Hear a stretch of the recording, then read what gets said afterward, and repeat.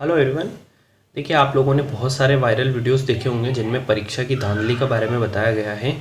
तो इस धांधली को देखते हुए रामलाल शर्मा, जो कि बीजेपी के प्रदेश प्रमुख प्रवक्ता हैं, उन्होंने स्टेटमेंट दिया और कहा कि जो विद्यार्थी हैं वो कई दिनों तक मेहनत कर रहे हैं। 3 साल से आपको पता है एग्ज़ाम हो नहीं रही थी, तो बहुत सारे स्टूडेंट 3-3 साल तक लगे हुए हैं। उसके बाद जो इतनी स्टेटमेंट्स आ रही हैं कि अलवर, दौसा, सीकर, बाड़मेर, जयपुर जैसे जगह पर मुन्ना भाई मतलब जो एग्ज़ाम में धांधली हुई है, इतनी जगह पर धांधली हुई, इसका मतलब ये हो सकता है कि कहीं ना कहीं यहाँ पर प्रशासन द्वारा ढील दी गई और सरकार की पारदर्शिता पर इस पर सवाल उठाने लगे हैं।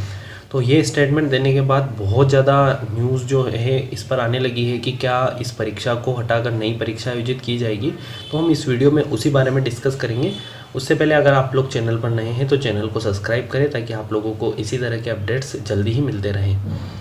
तो देखिए, आप लोगों ने पहली ही खबर ये सुनी होगी कि रीट में जो एग्ज़ाम हो रहा था उसमें चप्पल के अंदर ब्लूटूथ डिवाइस और मोबाइल डिवाइस वगैरह फिट करके लाए गए। चप्पल के थ्रू ये इतनी कलाकारी की गई है कि आप क्या दिमाग लगाएंगे यहाँ पर। फिर उसके बाद चप्पल, जब ये केस पकड़ा गया तो बहुत ज़्यादा जगह पर एक्टिव हो गए थे लोग। तो बाद में पता चला कि ऐसे बहुत सारे केसेस सामने आए। तो उसके बाद जो एक रीट का एग्ज़ाम है उस पर लगने लगा है कि अब ये धांधली की भेंट चढ़ जाएगा और एग्ज़ाम जो है वो उसको निरस्त करके एक नया एग्ज़ाम जो है वो कंडक्ट कराया जाएगा। लेकिन देखिए फ्रेंड्स, कुछ बहुत इंपॉर्टेंट फैक्ट है जो ये बताते हैं कि एग्ज़ाम कराना इतना भी आसान नहीं रहेगा। सबसे पहले आप देखें कि जो यात्रा करने वाले थे उन सभी को फ्री यात्रा कराई गई। 3 दिन तक रहना खाना, उनको हर तरह की सुविधा कैंडिडेट को यहाँ पर दी गई है। तो ये कुल मिलाकर 7 सुविधाएं ऐसी दी गई थी। तो आप लोग अप्रोक्स से देखें, इन 7 सुविधाओं के बारे में देखें तो अप्रोक्स एक दिन का एक बच्चे का खर्चा कितना हो जाता है। एक दिन का एक बच्चे का खर्चा आप नॉर्मल माने तो 500 रुपये भी आप लोग मान के चले, रहना खाना और जो ट्रेवलिंग है उसका मिनिमम 500 रुपये। तो यहाँ पर 3 दिन भी अगर रुकता है तो एक बच्चे पर 1500 रुपये का खर्चा किया गया है।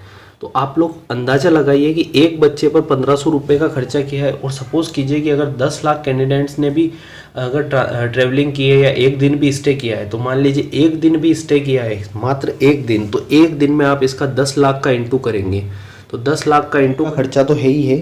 साथ में अगर आप लोग एक चीज़ और देखें तो यहाँ पर जो है इस टीचर स्टाफ वगैरह जो भी इतना सब कुछ इन्वॉल्व था इस चीज़ में, आप लोग देखें कि हज़ारों टीचरों की यहाँ पर अप्रोक्स 10,000 स्टूडेंट टीचर्स भी हम माने और 10,000 अदर पुलिस वाले, यहाँ पर बहुत सारे लोगों को जो है वो यहाँ पर अपॉइंट किया गया।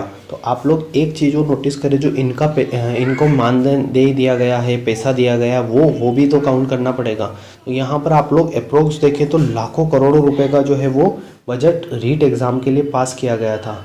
और अगर मान लो ये एग्ज़ाम स्थगित कर दी जाती है या हटा दी जाती है तो उसकी जगह नए एग्ज़ाम कंडक्ट कराने के लिए फिर से करोड़ों रुपए का खर्चा करना पड़ेगा सरकार को, जो कि सरकार के पास पैसा कहाँ से आता है, तो जनता की जेब से आता है। देखिए फ्रेंड्स, तो यहाँ पर सरकार को ये चीज़ भी ध्यान रखना है कि जो सरकार है ये पैसा कहाँ से ला रही है, तो जनता का ला रही। तो ऐसा नहीं हो सकता है कि आप लोग सिर्फ एग्ज़ाम पोस्टपोन कर दी जाए या हटा दी जाए या इसकी जगह नई एग्ज़ाम ले ली जाए। इतना आसान नहीं होगा सरकार के लिए। यहाँ पर ऑल द ओवर अपन बात करें तो इसका निष्कर्ष क्या निकाला जा सकता है, तो जिन जिन सेंटर्स पे ये घटना मिली है उन सेंटर्स को जो जितने स्टूडेंट्स थे उनका एग्ज़ाम ज़रूर यहाँ पर रिकंडक्ट कराया जा सकता है। और अगर वो भी नहीं पॉसिबल है तो जो जो स्टूडेंट्स इनमें इन्वॉल्व थे या फिर जिनके द्वारा इनको पकड़ा गया है, वहाँ पर हम थोड़ा निष्पक्ष जांच करके उन कैंडिडेट्स को पकड़ा जाए और अच्छे से उनको सजा दी जाए।